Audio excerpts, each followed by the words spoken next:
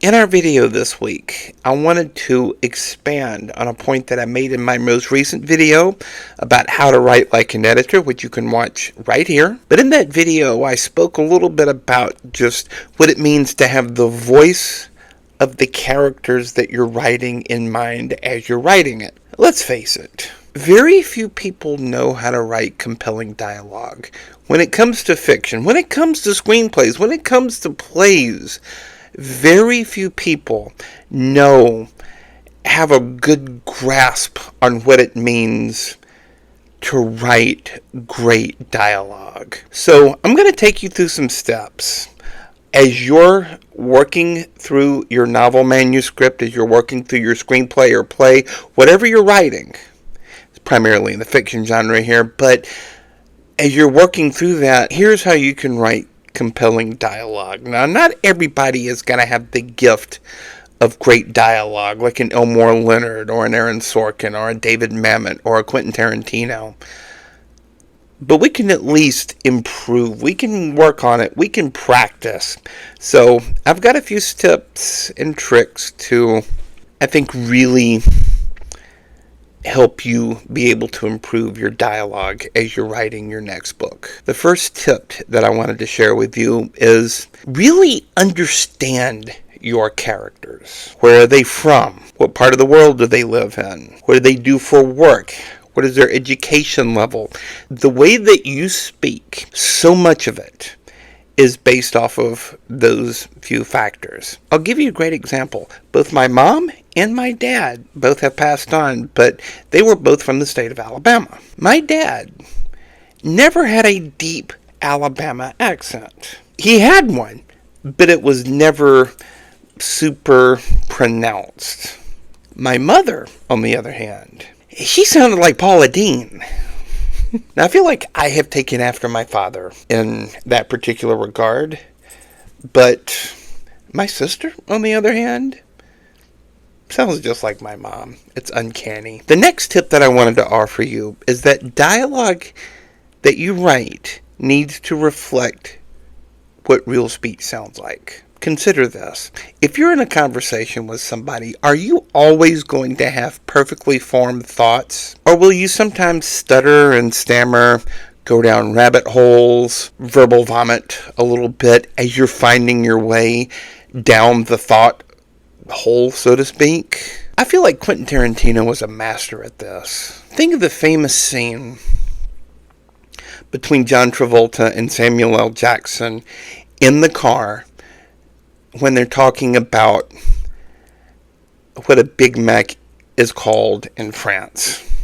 I feel like there's so much subtext behind that scene, because considering who those characters are, I think indicates a casualness about their conversation, about their relationship, and also about just who they are in the world. The tip that I wanted to share with you on this: always be listening to your world. I know it's so easy for us to have earbuds in as we're out in the world, or to keep our head in a book or something like that. I know it's easy, but also it's important that we open our ears, we open our eyes, and we open our awareness of just how people sound. Another tip that I wanted to offer you is that each character you write needs to sound like themselves, need to sound like an individual. Nothing just makes me crazier than hearing so many characters that sound just alike. If you've ever seen the play that was adapted into a really good film called Glengarry Glen Ross, it's about a group of real estate salesmen, and everybody's in a hurry, everybody's worried, everybody's trying to get in the last word. So most of the characters in that movie, in that play, sound similar. They're in a similar world. They all have like sharp, staccato speech patterns that make everything feel so urgent and tense. Another tip: dialogue really needs to have a purpose. You moving the plot forward, even in the West Wing, right? I know I talk about Aaron Sorkin in the West Wing a lot, but even in the West Wing, some of those just really dense and intense conversations in the situation room, in the cabinet room.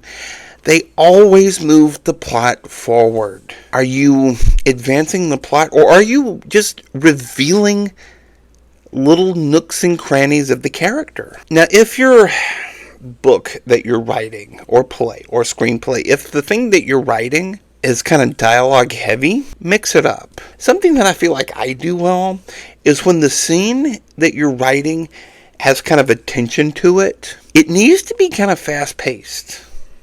There's like an emotional beat that we need to talk about. The slower the better. And this is a practice that I have been doing since my very first book. Read everything aloud. Yeah. Read everything aloud. If you're tripping over words, if you're tripping over sentences, if you're tripping over phrases, chances are you need to address that in the editing process. But also, speaking of dialogue, it helps you fine-tune how speeches, how conversations, how monologues sound. It's a pain. I know, it's a pain. But everything you submit for publication, everything you submit for an audience needs to be read out loud. This stuff takes practice. Write regularly. Try things out. Throw things against the wall. Improvise. Practice and be open for feedback, and be open for criticism too. Every bit of feedback I've ever given, every bit of criticism I've ever given a piece of writing has always been to improve it. Practice and seek out feedback.